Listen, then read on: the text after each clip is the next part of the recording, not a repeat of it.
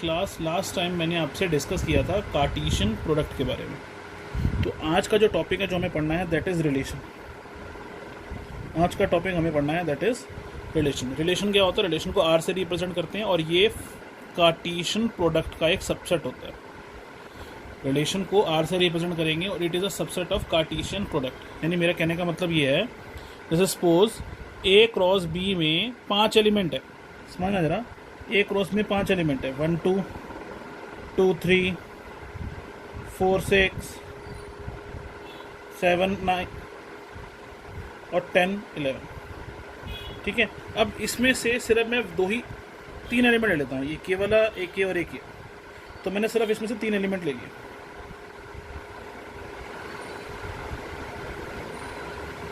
ठीक है, अब मेरी बात को समझना, ए क्रॉस बी में 5 एलिमेंट थे, मैंने उसमें से कोई 3 एलिमेंट लिख लिए और इसको मैंने एक रिलेशन बोल दिया। तो ये नहीं कोई भी 3 एलिमेंट मर्जी से ले लूँगा, मैं रिलेशन बोल दूंगा। ये जो एलिमेंट मैं लूँगा इसके लिए कोई कंडीशन होनी चाहिए और वो कंडीशन को ये तीनों एलिमेंट सेटिस्फाई करने चाहिए। यानी कि अगर कार्टेशियन प्रोडक्ट में आप कोई कंडीशन डाल दो तो उस कंडीशन को सेटिस्फाई करने वाले एलिमेंट ही रिलेशन के अंदर कवर होंगे। ठीक है, अब जैसे यहाँ कंडीशन क्या है, इन दोनों में डिफरेंस कितना है 1, इन दोनों में डिफरेंस कितना है 1, इन दोनों में डिफरेंस कितना है 1। तो कैसे लिखेंगे? R is a relation from A to B where A comes from the first set and B comes from the second set। देखो यहाँ तक की डेफिनेशन तो हम लिखते ही हैं, यहाँ तक की डेफिनेशन तो हम किस में लिखते हैं? A क्रॉस B के लिए लिखते हैं कि pair of A B where A from A and B from B। And अब इसके साथ एक कंडीशन और लिख देते हैं। कंडीशन क्या मैंने बताई थी कि दोनों नंबर्स में डिफरेंस कितने का है 1, और नंबर बड़ा कौन सा है? बाद वाला।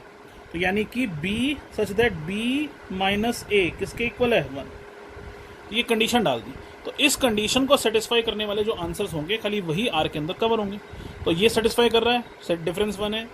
ये सेटिस्फाई कर रहा है, डिफरेंस 1 है। ये नहीं कर रहा, 2 का डिफरेंस है। ये भी नहीं कर रहा, 2 का डिफरेंस। तो ये दोनों तो मैंने नहीं लिया ना, इसलिए इसमें खाली ये 3 एलिमेंट क्यों लिए? क्योंकि तीनों इसके कंडीशन को सेटिस्फाई कर रहे थे। यही रिलेशन होता है। तो रिलेशन क्या होता है? Relation is nothing but it is a pair of A B. Relation is nothing but it is a pair of AB where A comes from A and B comes from B। पहला element A set में से आएगा, दूसरा element B set में से आएगा, और दोनों एलिमेंट में कोई ना कोई रिलेशन होगा, कोई कंडीशन होगी, और कंडीशन को जो सेटिस्फाई करेगा वही रिलेशन में कवर होगा।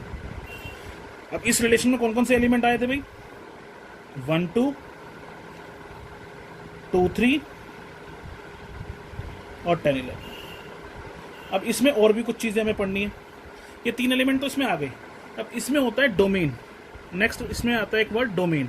डोमेन क्या होता है? डोमेन इस रिलेशन के पहले वाले एलिमेंट्स का कलेक्शन होता है। Domain is a collection of first elements of relation. अब इस रिलेशन में पहले वाले एलिमेंट कौन कौन से हैं? 1 2 और 10। इन तीनों का कलेक्शन डोमेन कहलाता है। डोमेन एक सेट है which is a collection of only first element of a pair. First element of a pair from relation. First element of pair from relation. और दूसरे वाले एलिमेंट के कलेक्शन को बोलते हैं रेंज। तो दूसरे वाले एलिमेंट कौन से? 2 3 और 11। तो दूसरे वाले के कलेक्शन को क्या बोलते हैं? रेंज। तो रेंज कौन होगा इसमें? 2 3 11। वो सिर्फ रिलेशन में से लेना है, इसमें से नहीं लेना, ए क्रॉस बी में से नहीं लेना। फिर होता है कोडोमेन। डोमेन और रेंज हमने इसमें से लेना होता है आर में से, लेकिन कोडोमेन हमें ए क्रॉस बी में से लेना होता है। ये 3 एलिमेंट जो हैं ये किसमें से आए हैं? ए क्रॉस बी में से। तो ए क्रॉस बी में ऐसे और कौन से एलिमेंट थे सेकंड सेट के? ऐसे कौन से एलिमेंट थे सेकंड सेट के? वो थे 2 3 6 9 और 11। तो कोडोमेन होगा 2 3 6 9 और 11। यानी खाली हमें ये जो सेट है ना बी, खाली वो वाला पूरा सेट लेना होता है कोडोमेन में। Codomain is a complete set of B, चाहे वो रिलेशन में उसके एलिमेंट आए चाहे ना आए। मतलब चाहे इसके सारे एलिमेंट रिलेशन में आए चाहे ना आए, लेकिन हमें कोडोमेन में सारे एलिमेंट लेने होते हैं, चाहे वो रिलेशन बनाए चाहे वो ना बनाए। तो डोमेन में पहले वाले एलिमेंट्स लेते हैं जो रिलेशन बनाएंगे, रेंज में बाद वाले एलिमेंट लेते हैं जो रिलेशन बनाएंगे, कोडोमेन में सारे एलिमेंट लेते हैं, आइदर दे इज रिलेटेड और नॉट। तो आपको मैंने समझाया आर कैसे निकालते हैं रोस्टर फॉर्म में। ये रोस्टर फॉर्म है इसकी। ये हमें सेट बिल्डर फॉर्म गिवन होगी, ठीक है ना। सेट बिल्डर फॉर्म गिवन होगी, रोस्टर फॉर्म ने निकाली, डोमेन निकाला, रेंज निकाला, कोडोमेन निकाला। एक और चीज निकालेंगे इसमें हम, इसको बोलते हैं एरो डायग्राम। एरो डायग्राम कुछ नहीं है, इस रिलेशन को दिखाने का, इस रिलेशन को डायग्राम से दिखाने का एक, रिलेशन को डायग्राम से दिखाने का एक पिक्चर है। अब जैसे इसमें यहाँ ए सेट लेते हैं, यहाँ बी। अब ए सेट वाले सारे एलिमेंट लेने हैं, सिर्फ ये वाले नहीं लेने, सारे लेने हैं जो ए सेट में है। तो ए सेट में कौन कौन से एलिमेंट है भाई? 1 2 4 6 10, तो सारे लेने हैं। 1 2 4 6 और 10। और बी में सारे लेने हैं, कौन कौन से? 2 3 6 9 11। 2 3 6 9 11। अब जो आपने रिलेशन बनाया है 1 का रिलेशन 2 से, उसको एरो से रिप्रेजेंट कर दो कि 1 का रिलेशन 2 से, 2 का रिलेशन 3 से, और 10 का रिलेशन 11 से। ये दोनों रिलेशन के अंदर नहीं आ रहे थे, खाली 3 ही एलिमेंट थे। वो तीनों एलिमेंट एरो डायग्राम से बना के दिखा दो कि रिलेशन कैसे कैसे बना हुआ। तो इसको हम लोग बोलते हैं एरो डायग्राम।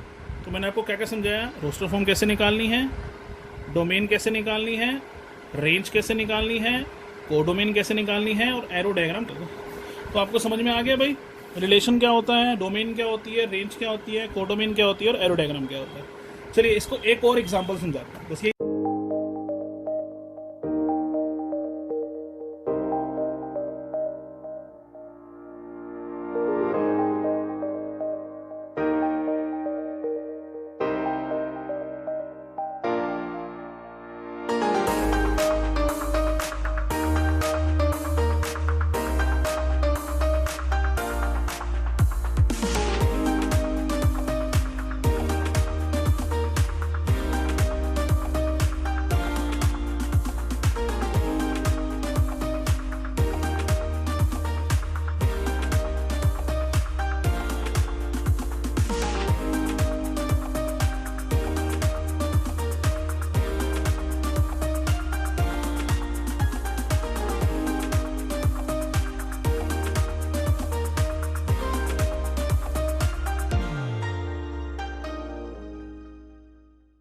सब टॉपिक्स हैं इसके अंदर, एक और एग्जांपल से आपको मैं समझाता हूँ, ठीक है। अब जरूरी नहीं है कि रिलेशन ए और बी सेट के बीच में हो, ये ए टू ए भी हो सकता है। सपोज ए में एलिमेंट हैं 1 से लेकर के 14 तक, ए में एलिमेंट है 1 से लेकर 14 तक। आर एक रिलेशन है from A to A, such that, कैसा रिलेशन है?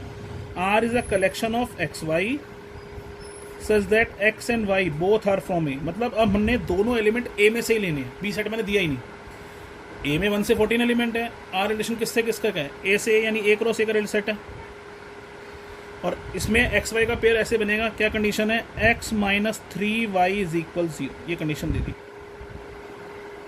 एक्स माइनस 3y 0 कह रहा है आर निकालो, डोमेन निकालो, रेंज निकालो, कोडोमेन निकालो, ये सब निकालो। तो पहले आर निकालते रिलेशन। कंडीशन क्या है? एक्स माइनस 3y 0, यानी कि पहला एलिमेंट दूसरे एलिमेंट का 3 टाइम्स है। एक तरीके से यही हुआ, 3y जाकर वहाँ चला जाए तो x किसके इक्वल है? यानी पहला एलिमेंट दूसरे के 3 टाइम्स है। तो अब आप क्या करो, मैं y की वैल्यू डालो, पहले y की वैल्यू डाल के x निकालते जाओ। मतलब मान लो मैंने y को 1 ले लिया, y की वैल्यू 1 डाली, तो x की वैल्यू क्या आ जाएगी? 3। तो पहला पेयर क्या बना? 3 1, क्योंकि इसमें y डालने में फायदा, क्योंकि y इज अ मल्टीपल। अब y को डालो 2, y को 2 डालोगे तो x की वैल्यू आ जाएगी 6, दूसरा पेयर हो गया 6 2। अब y को डाल दो 3, तो 3 डालोगे तो 9 और 3 का रिलेशन बनेगा। अगर y की जगह 3 डालोगे तो 3 3 जा 9 आ जाएगा x। अब y को डालो 4, तो x आ जाएगा 4 3 जा 12। अब y को डालो 5, तो 5 3 जा 15, लेकिन 15 इसमें नहीं है तो 5 नहीं ले सकते। सिर्फ ये 4 एलिमेंट इसमें ले सकते हैं। कौन कौन से? 3 1 6 2 9 3 और 12 4। 5 मैंने क्यों नहीं लिया? क्योंकि अगर मैं 5 पुट करता तो 5 3 जा 15 हो जाता, और 15 इसमें है ही नहीं, सिर्फ ये 4 एलिमेंट। अब डोमेन क्या है इसकी? पहले वाले एलिमेंट से कलेक्शन 3 6 9 12, तो ये डोमेन हो गई। रेंज क्या है? बाद वाले एलिमेंट 1 2 3 4, ये रेंज हो गई। डोमेन पहले वाले एलिमेंट्स होते हैं, रेंज बाद वाले एलिमेंट्स होते हैं। और कोडोमेन तो पूरा का पूरा ए सेट होगा, पूरा का पूरा सेट, चाहे वो रिलेशन बनाए चाहे। अब इसी को अगर मुझे एरो डायग्राम बनाना हो तो मैं यहाँ भी ए सेट लूँगा, यहाँ भी ए सेट लूँगा, इसमें भी 14 एलिमेंट्स लूँगा। 1 2 3 4 5 6 7 8 9 10 11 12 13 14, यहाँ भी 14, 1 2 3 4 5 6 7 8 9 10 11 12 13 और 14। अब रिलेशन किस किस का है? 3 का 1 से, तो 3 का 1 से, फिर 6 का 2 से, फिर 9 का 3 से, फिर 12 का 4 से। बस खत्म, ये बन गया एरो डायग्राम। तो आपको समझ में आ गया इस टॉपिक में क्या है, रिलेशन क्या होता है, किस तरीके से बनाना है। तो बस अब इसकी प्रैक्टिस करिएगा, इसके रिलेटेड अब क्वेश्चन डिस्कस करेंगे।